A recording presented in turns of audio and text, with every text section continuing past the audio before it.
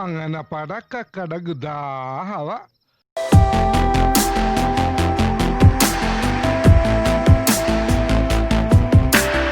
മരടിലെ 3 ഫ്ളാറ്റുകളും തകർന്നു വീഴുന്ന ദൃശ്യങ്ങൾ ഒരു ഫ്രെയിമിൽ പകർത്തുക അത്ര എളുപ്പമല്ല. സെക്കൻഡുകളുടെ വ്യത്യാസത്തിൽ ഫ്ളാറ്റുകൾ തകർന്നു വീഴുന്ന കൃത്യമായ ദൃശ്യങ്ങൾ മാതൃഭൂമി ന്യൂസ് സംഘം പകർത്തി. അതിന് വലിയ ഭാരമൊന്നും ഇല്ലല്ലോ. 3 ഫ്ളാറ്റുകളും ഒരു ഫ്രെയിമിൽ തകർന്നു വീഴുന്നത് ഒരുപക്ഷെ ഇതാദ്യമായിരിക്കും. 3 ഫ്ളാറ്റുകളും ഒരു ഫ്രെയിമിൽ തകർന്നു വീഴുന്നത് 3 അത്തരമൊരു ഫ്രെയിം കിട്ടാൻ കക്കൂസിലായാലും ഒളിച്ചിരിക്കാനും തയ്യാർ. കക്കൂസിന്റെ സ്മെൽ എനിക്ക് ഭയങ്കര ഇഷ്ടമാണ്. ഇവനെ എപ്പോഴും ഒരു കക്കൂസ് അടുത്ത് വേണം. അതിനല്ലേ നീ കൂടെ ഉള്ളത്, പിന്നെ എന്തിനാ വേറെ കക്കൂസ്? പോലീസുകാരുടെ കണ്ണുവെട്ടിച്ച് രാത്രി തന്നെ ഫ്ളാറ്റിന്റെ തൊട്ടടുത്തുള്ള കെട്ടിടത്തിലെ കക്കൂസിൽ ഈ റിപ്പോർട്ടറും ക്യാമറാമാനും കയറിക്കൂടി. ഭയങ്കര കക്കൂസിലായാലും കക്കൂസിൽ പോകാൻ പറ്റാത്ത അവസ്ഥ.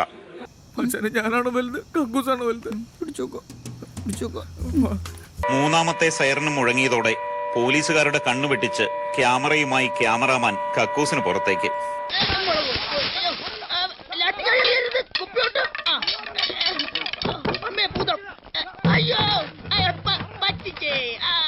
മൂന്ന് ഫ്ളാറ്റുകളും ഒരു ഫ്രെയിമിൽ നിലംപൊത്തി. ഞങ്ങൾ ഒളിച്ചിരുന്ന പ്രിയപ്പെട്ട കക്കൂസിന് മുന്നിൽ നിന്നും ക്യാമറാമാൻ ബിനു തോമസിനൊപ്പം ബിജു പങ്കജ്, മാതൃഭൂമി ന്യൂസ്. ഒന്ന് പോകുന്നുണ്ടോ രാജപ്പ നീയെ? ബാക്കിയുള്ളവരുടെ വയറ്റിൽ ഇവിടെ തീ കത്തിക്കൊണ്ടിരിക്കുമ്പോഴോ അവന്റെ ഒരു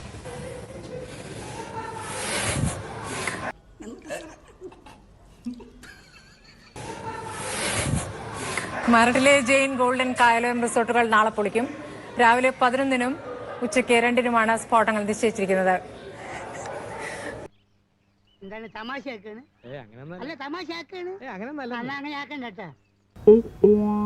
നന്നായിട്ടുണ്ട്. കൊള്ളാൻ പറഞ്ഞ സാറേ, പക്ഷെ ചെറിയൊരു പ്രശ്നമുണ്ട്.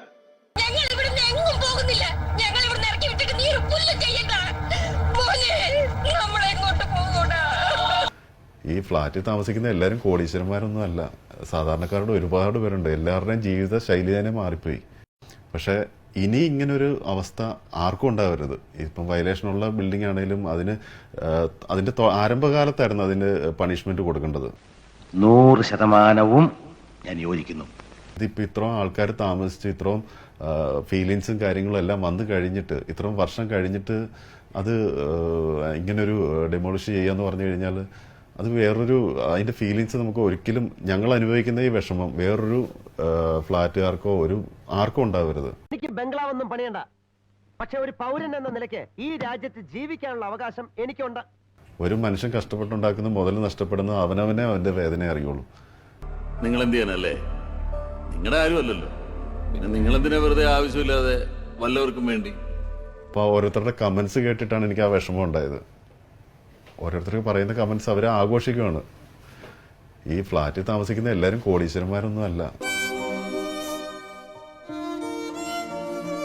കളിയാക്കുന്നവർ കളിയാക്കട്ടടാ. അതിന്റെ പേരിൽ നിന്ന് പോകേണ്ടി വന്നാലും സന്തോഷത്തോടെ ഞാൻ പോകും. സാധാരണക്കാരുടെ ഒരുപാട് പേരുണ്ട്. എല്ലാവരുടെയും ജീവിത ശൈലി തന്നെ മാറിപ്പോയി. എല്ലാവരും ഇപ്പോൾ ഒറ്റമുറി വാടക വീട്ടിലും അല്ലെങ്കിൽ അങ്ങനെയുള്ളവരത്തൊക്കെ ഒരുപാട് കുടുംബങ്ങൾ താമസിക്കുന്നുണ്ട്. വിസ പുതുക്കലും സ്മിതയുടെ കല്യാണം കൂടി ഉണ്ടാക്കി കടം വീട്ടണമെങ്കിൽ തന്നെ 3 കൊല്ലം ഇനി അധ്വാനിക്കണം. എന്നിട്ട് വേണം ആ 8 സെന്റ് സ്ഥലത്തൊരു വീടിന് കുറ്റിയടിക്കാൻ. ഇവിടെ അന്തസ്സായിട്ട് സമൂഹത്തിൽ നല്ല വിലയോടുകൂടി ജീവിച്ചിട്ട് ഇപ്പോൾ ഒരു ഗോഡൌണിൻ്റെ ഒക്കെ മുകളിൽ ഒരു ഒറ്റമുറി വീട്ടിലൊക്കെ താമസിക്കുന്ന ആൾക്കാരുണ്ട്, ഹോസ്റ്റലിൽ താമസിക്കുന്ന ആൾക്കാരുണ്ട്. അപ്പം അങ്ങനെ ഒരുപാട് ബുദ്ധിമുട്ടുകൾ ഉണ്ടായിട്ടുണ്ട് ഇതുവരെ. പോട്ടെ, ഒക്കെ ആൾക്കുണ്ടാക്കാം. പോണതൊന്നും ഓർത്ത് വിഷമിക്കരുത്. സമ്പത്ത് എപ്പോഴും അങ്ങനെയാ, അത് വരും പോകും. അപ്പം ഇനിയോ ഇതുപോലുള്ള വിധി എന്താ പറയുക, ബാക്കിയുള്ള ബിൽഡിങ്ങുകൾക്ക് ഉണ്ടാവരുത്. ഞങ്ങൾക്കുണ്ടായ അനുഭവം ബാക്കി ആർക്കും ഉണ്ടാവരുത് എന്ന് പ്രാർത്ഥിക്കണം. പണക്കൊതി ഉണ്ടല്ലോ, ചക്കരക്കുടത്തിലല്ല സെപ്റ്റിക് ടാങ്കിലായാൽ പോലും കൈയിട്ടാ പിന്നെ നക്കാതെ അടങ്ങില്ലെന്നുള്ള തന്റെ ഈ പരവേശം, ആക്രാന്തം, ഇതും വെച്ചോണ്ട് ഇനി ആ കടയാളികൾക്കൊപ്പം തന്നെ കൂടാനാ പരിപാടിയെങ്കില് പിന്നെ പരസ്യമായിട്ട് അങ്ങ് പറിച്ച് കീറും ചാക്കോച്ചി.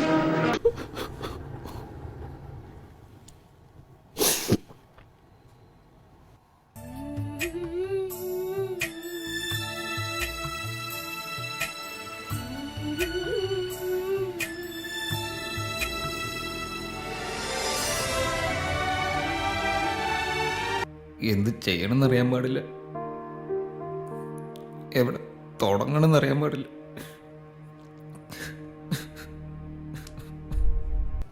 അപ്പം ഇനിയോ ഇതുപോലുള്ള വിധി എന്താ പറയുക ബാക്കിയുള്ള ബിൽഡിങ്ങുകൾക്ക് ഉണ്ടാവരുത്. ഞങ്ങൾക്കുണ്ടായ അനുഭവം ബാക്കി ആർക്കും ഉണ്ടാവരുത് എന്ന് പ്രാർത്ഥിക്കണം.